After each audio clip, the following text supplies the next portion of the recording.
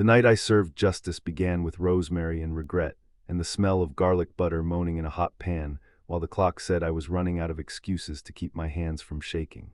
The kitchen light buzzed above me, a pale halo I didn't deserve, and I tried to focus on the ritual I had rehearsed every day for 6 weeks. Tie the apron, scrape the pan, baste the bird, pretend to be a man who still believed in something other than pain. Love had been a room we painted together, and betrayal was the slow leak we didn't hear until the ceiling bowed and the plaster fell on our dinner plates. My name is Jake, and that night I set the table like a goodbye party for a person who wasn't dead yet, and maybe the corpse was me. There's a rhythm to marriage, the small, necessary vulgarity of errands and calendar invites, the crossword of two lives intersecting, and it had kept us upright for 8 years, through busted car tires, burnt toast, and the sword-swallowing act of swallowing pride after angry words. Her name is Emily, and she wore our life like a cardigan, soft and easy and warm, until the day I found her phone unlocked, and warmth became an aftertaste I couldn't wash out. The text had popped up like a trapdoor. Can't wait to see you again. Last night was amazing. The sender was Jay, which is a harmless name if you don't also have a wife who leaves her phone on the counter and a habit of believing in people until it hurts. I didn't confront her, not then. I learned the slow cruelty of planning, of smiling so hard my teeth hurt while the private investigator stitched a story out of pixelated kisses in hotel lobbies and the bland wallpaper of betrayal. Dates, times, places, proof printed so clean it felt obscene. Infidelity has a way of making paperwork feel holy, and I held those pages like they were scripture for a new god called closure.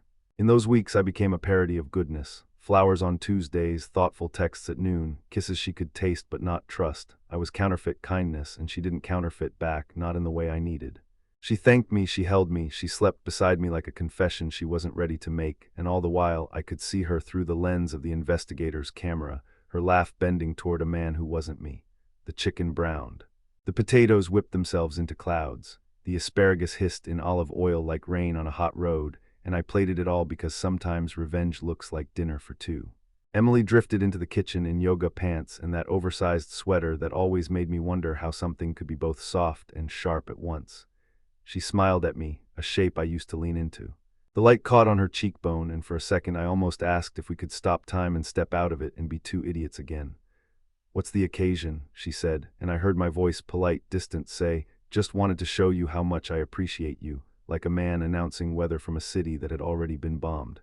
We ate quietly, which is to say we were both listening to different radios in our heads, and neither station was playing music. When the plates were cleared, I led her to the living room and handed her the envelope I had been carrying like a second spine. She opened it and read the first page, and I felt a small, cruel part of me inhale. Finally, she's here with me in the place where everything is broken. Her face drained, her mouth shaped words she couldn't lift, and she said my name the way a person says the last word in a prayer they don't believe in anymore. "I can explain," she started, which is how every sad movie begins when the producers are out of ideas, and I cut her off, because my life didn't need another scene where I learned to be patient while someone listed the reasons I wasn't enough. "I don't want your excuses," I said, my voice steady in the way a blade is steady when it finds the thing it was made to cut. She cried, messy and real, and reached for my hand, and I pulled away like touch was a house fire we couldn't afford to put out anymore. "You made a choice," I said, and the room nodded. The walls, the rug, the coffee table with a scratch from the night we danced badly, everything nodded. "What happens now?" she whispered, and her voice sounded like the first time we said, "I love you," with the lights off and a future too bright to look at directly. "You're going to pack a bag and leave tonight," I said, and the words came out cold enough to fog the window behind me. I had already spoken to a lawyer, and the papers were in the envelope, too. My generosity, a lifeline I didn't want to hold but threw anyway, because whatever else I am a man who finishes what he starts. She begged the way a person begs when the ground has such bad news for their knees, and I told her there was one more thing. I had sent the report to Jay's wife. "Why would you do that?" she cried, and her face contorted into a map of all the places we'd ever loved each other. "Because truth shouldn't have to wonder if it's welcome," I said, and even as the words impressed me, my heart felt like a locked drawer I'd lost the key to. I handed her a suitcase I had packed earlier, proof that I was always going to be the one who remembered the practical things even at the end of us. She left, and the door closed like a book we should have stopped reading years ago but kept at because the cover was beautiful, and beneath it there was us. The night exhaled. Silence moved through the rooms, checked the corners, and decided to stay. I sat on the floor beside the couch and stared at my hands, the same hands that had picked out her favorite ring and tied our first Christmas tree to the roof of the car, and learned the weight of her hip in the dark. The phone buzzed in the morning and it was a text from Jay's wife. "Thank you. I'm filing for divorce today." I smiled, a brief, brittle thing, and waited for the relief I had been promised, and it came in a small way, like a bird landing on a power line and not dying.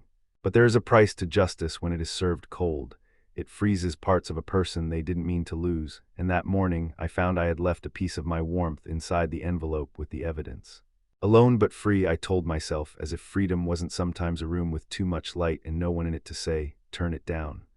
The smell of last night's dinner lingered, fat and haunted, and I opened all the windows and waited for new weather to move in. It didn't not right away. Instead, I discovered that when a heart breaks, it becomes a mirror, and everywhere I looked, there I was, with the envelope and the chicken and the life I had refused to share with a liar. I sat with that, and with the ugly pride that comes from doing the hard thing, and with the ugly ache that comes from wishing the hard thing had been unnecessary. The city woke up around me, trash trucks, dog walkers, the wet brush of tires on morning rain, and I thought, this is what starting over sounds like. Ordinary, indifferent, and humming anyway. I made coffee I didn't drink and drafted an email to my boss saying I needed a few days, and then I deleted it, because the only thing worse than hurting is explaining the shape of the hurt to people who will say, "Take all the time you need," and mean it and still not be able to help. At noon, for no good reason, I put my ring in the freezer and laughed, because grief turns people into inventors, and I was inventing ways to feel nothing.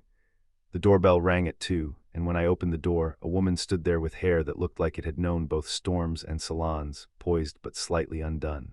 "I'm Nora," she said, and then gave me the full truth, Jay's wife, and the words hung between us like a wet coat neither of us wanted to hold.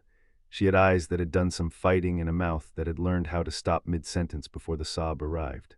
"May I?" she asked, and I stepped aside because this, too, was part of the ritual, making room for the other half of the damage.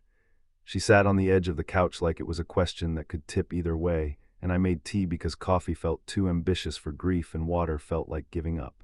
When she wrapped her hands around the mug, her shoulders dropped a fraction, an inch closer to not shattering, and something in me softened in response, a reflex I thought I'd lost.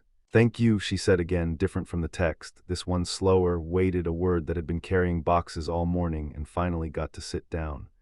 "You didn't have to send it," she added, and I nodded because it was true. Revenge only needs one witness, but justice keeps receipts. We traded timelines like castaways comparing maps, finding the same islands circled in red with different names, and every new overlap made the room tilt. Her suspicion began in the small places. Receipts for dinners, he said, were work events, shirts that came home smelling like someone else's shampoo, the delayed reply that had never been delayed before. My discovery had been louder, messier, a text blinking like a lighthouse warning of the rocks I crashed into anyway, because somewhere I had wanted to see the wreckage to believe the sea was real. She said Jay cried when she told him she knew. I said Emily apologized like she was paying a bill in exact change and hoped I wouldn't count it.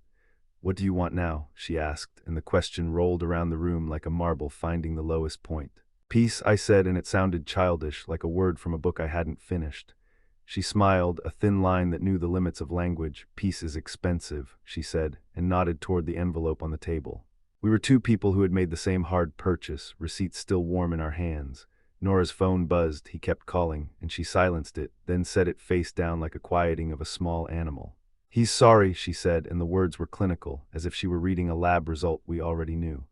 "Emily too," I said, and the air yawned between us, the empty stadium where forgiveness sometimes plays for a crowd that never shows. We didn't say the other thing, how sorry is a word that should come with a warranty and almost never does. The first open loop arrived when Nora asked, "Did she tell you why?" And I realized I hadn't let the answer form a shape in my mind out of fear it would resemble me. "She'll say loneliness," I guessed, or feeling unseen. A silent indictment rehearsed by couples at airports who watch other couples and wonder if everyone's pretending better than they are. Nora stared into her tea like it might print the truth on the surface if we waited long enough. "He said he felt alive," she whispered, and the word pulled something ugly out of the corner, a stray thought I wanted to kick away, that maybe I had become a caretaker instead of a partner and hadn't noticed. The second open loop was sharper. "Do you think you can love someone again and not make them pay for someone else's sins?" she asked, and I felt my throat go tight around the ticket I had already bought for every future person's trial. "I don't know," I said, and the honesty landed like a thud on the coffee table, beside the envelope and the two mugs cooling at different speeds. The question stayed, a ghost that wasn't in a hurry to leave.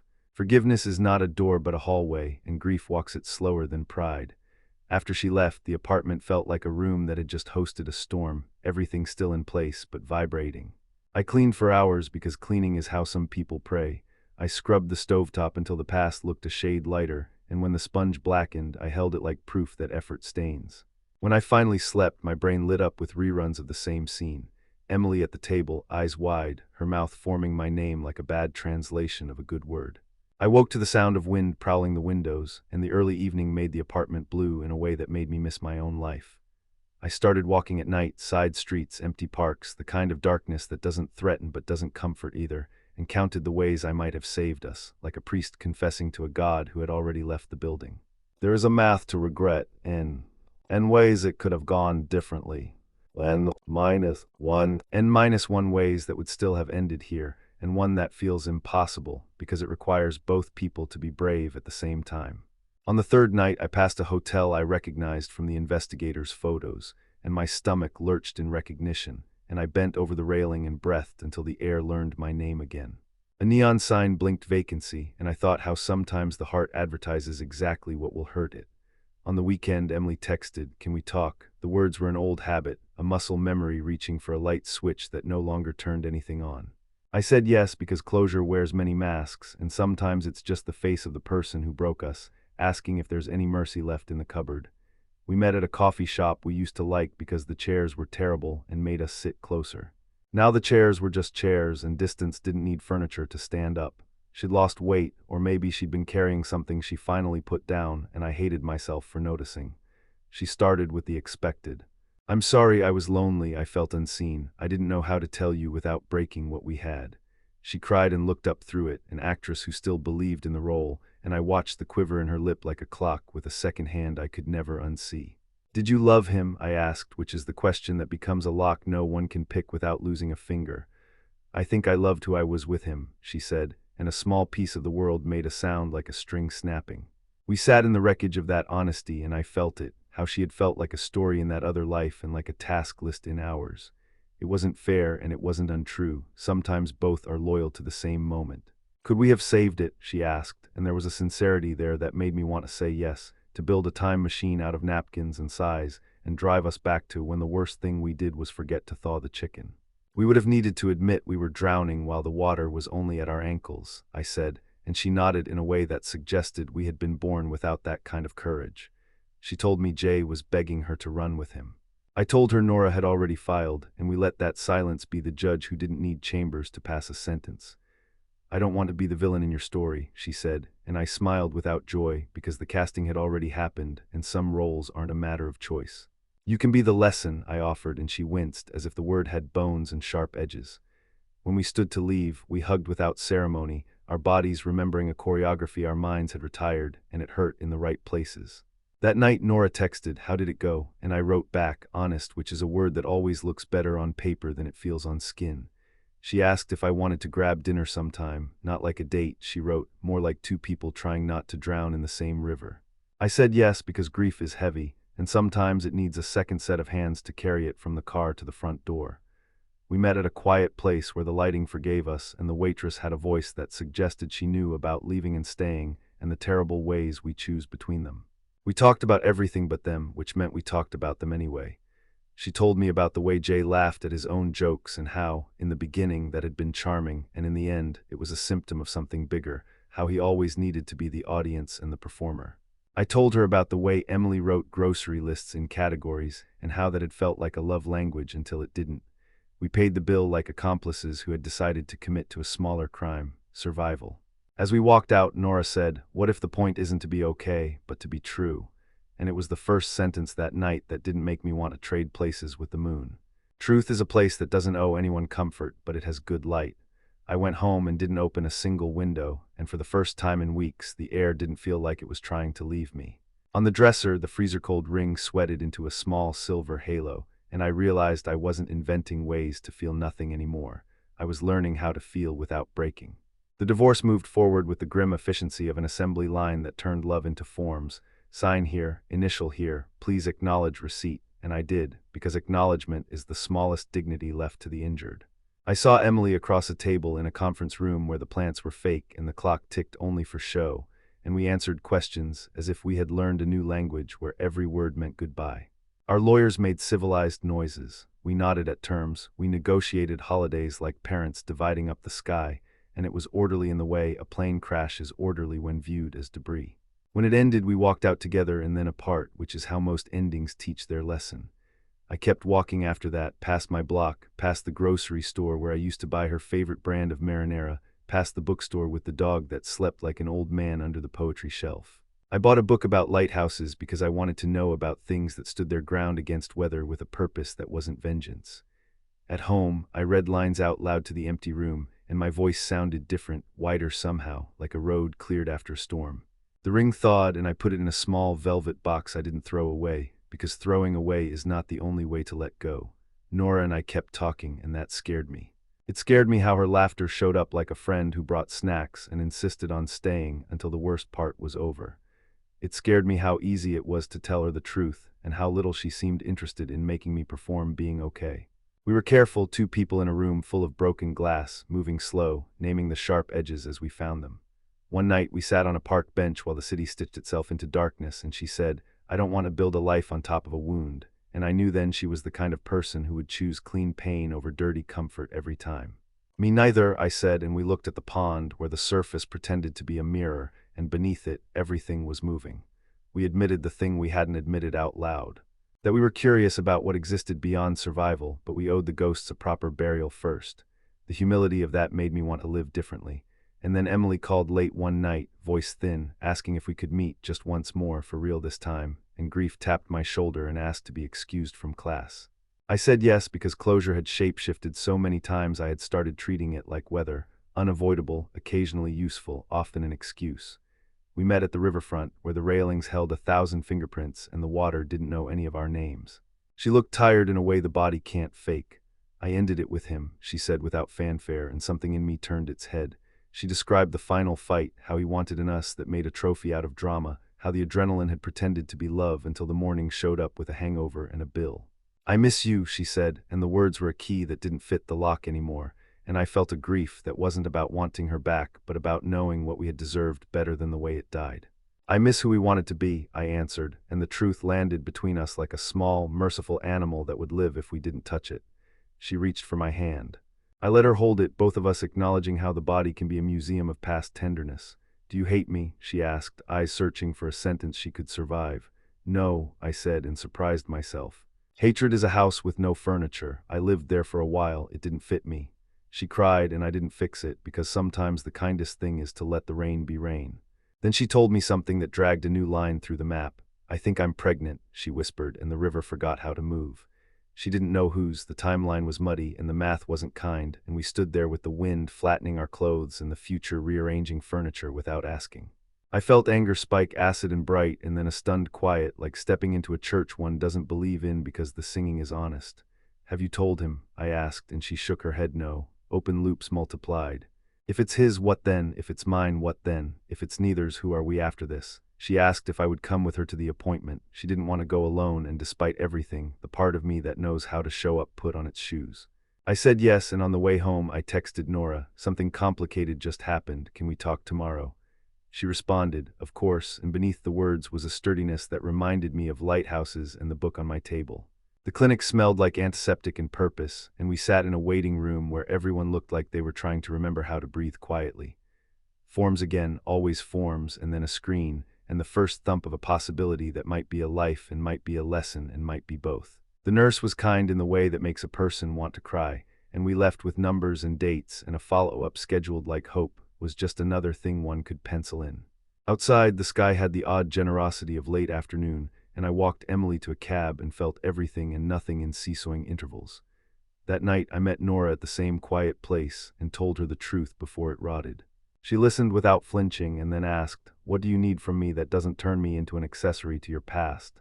The question was so precise it made me sit up straighter. "Patience," I said, "and boundaries you'll enforce even if I push them," and she nodded like she knew how to do both without making a performance out of it. We agreed on rules. Honesty without confessional theater, space without punishment, compassion that didn't draft either of us into the wrong war. And beneath the rules, a hum, the awareness that something was waking up between us that wanted to live.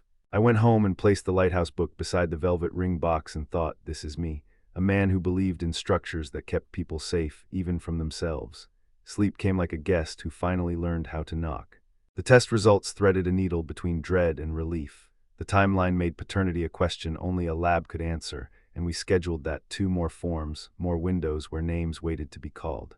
Days turned into a string of beads I kept worrying with my thumb, and I worked, and I ate, and I answered messages, and I didn't open old photos, which felt like mercy. Nora and I took long, non-committal walks through neighborhoods we didn't live in, pointing out houses we'd never buy, inventing backstories for porch lights that stayed on too long. She laughed at one of my bad jokes and touched my sleeve, and the contact was small and correct and didn't ask for anything it couldn't carry. When the call came, I was at my kitchen table with the lighthouse book open to a page about storms that arrive from a direction charts don't anticipate. The voice on the line delivered the numbers in a tone designed for containment. The probability was high that I was not the father. Relief moved through me like air after a held breath, and then another feeling, sorrow's cousin, the one who shows up when relief realizes it has nowhere to sit. I thanked the voice, hung up, and stared at the sunlight wrinkling on the tabletop like it was trying to remember how to be water. I met Emily at the river again and told her gently. She crumpled and then straightened, an accordion of grief, and said, "Thank you for being here anyway," and I realized she had learned a little more kindness from the wreckage. "What will you do?" I asked, and she said she didn't know, but that she would tell him and choose a real life this time, one with fewer mirrors and more meals at a table with the phone face down. I wished her well and meant it, which was a new skill I didn't know I'd learned. We hugged a final time, and I felt the door close with a softness I hadn't expected from a door that had done so much slamming. That night Nora came over and we cooked not a performance, just food. Pasta, tomatoes, basil torn by hand because knives felt like a language for other days. We ate on the floor because the table was still a courtroom in my mind, and we talked about nothing until nothing turned into everything, and we kissed like people who understood that kisses are legal documents if signed by 2 honest bodies. "I don't want to be your consolation," she said against my mouth, and I pulled back to look at her and said, "Then don't be the lighthouse." She laughed, and it became a promise. Weeks later, the divorce finalized, and the lawyer with the plant that didn't need watering slid papers across a table that had seen hundreds of endings and still believed in beginnings. I signed, and the pen dragged and then lifted, and the sky outside did not change color, which is to say, it was real. I walked out into a city that had never been mine alone and felt it make room. At home, I took the ring box to the ocean, opened it, and let the wind do what it wanted. I didn't throw it, I just let the air decide, and it decided to let me keep it, and that felt right. Nora and I didn't rush the story. We added chapters like careful carpenters, checking the load-bearing walls, sanding the splinters, painting only after the primer had dried. One evening, a storm rolled in with the theatricality of a liar trying to tell the truth, and we stood by the window and watched the street turn into a narrow river. "Do you think this is love?" she asked, not timid, not bold, curious, like a scientist and a poet sharing a lab. "I think this is us choosing each other without asking the past to write the vows," I said, and she nodded, and the storm applauded with rain. Months later, Emily sent a photo of a baby with a full head of dark hair and eyes already learning how to recognize a face. The caption was simple: "He's healthy, we're trying." I stared at that small person and felt an uncomplicated hope for a life that would never be mine and didn't need to be for me to wish it well. I texted back, "May he always find good light," and meant it with the same part of me that had once loved his mother. On the anniversary of the night of the envelope, Nora and I cooked the same dinner: roast chicken, garlic mashed potatoes, asparagus, and I plated it with hands that had learned tenderness again. We ate by candlelight not because we were pretending anything, but because light matters. After, I placed the old envelope on the table, now empty except for a single sheet where I had written something for the man I had been. "You did what you had to do to save what was left of you, now let the rest of you live." I folded it and put it away, not as evidence but as a blessing. There is a way the heart heals that is neither dramatic nor slow, just true. It learns the new weather, calibrates to the light, reforms around the space where something used to be, and leaves room for what might be. I sleep with the window cracked now, and sometimes the night brings in a city that hums like a promise no one needs to keep for it to still be beautiful. When I wake, I make coffee I actually drink, and I go to a job that doesn't fix me but doesn't break me either, and I come home to a person who doesn't mistake performance for devotion. The night I served justice, I thought I had ended a story. What I had done was turn a page and discover I was still in it, and so were the people I had loved and the people I would love. The morning it served me back, it taught me that the point was never to win against another person, but to refuse to lose myself again. If there is a moral, it is ordinary. Some storms require shelters and some require lighthouses, and the best thing a person can do is build both and know which to enter when. The rest is weather, and weather changes. The rest is weather, and weather changes.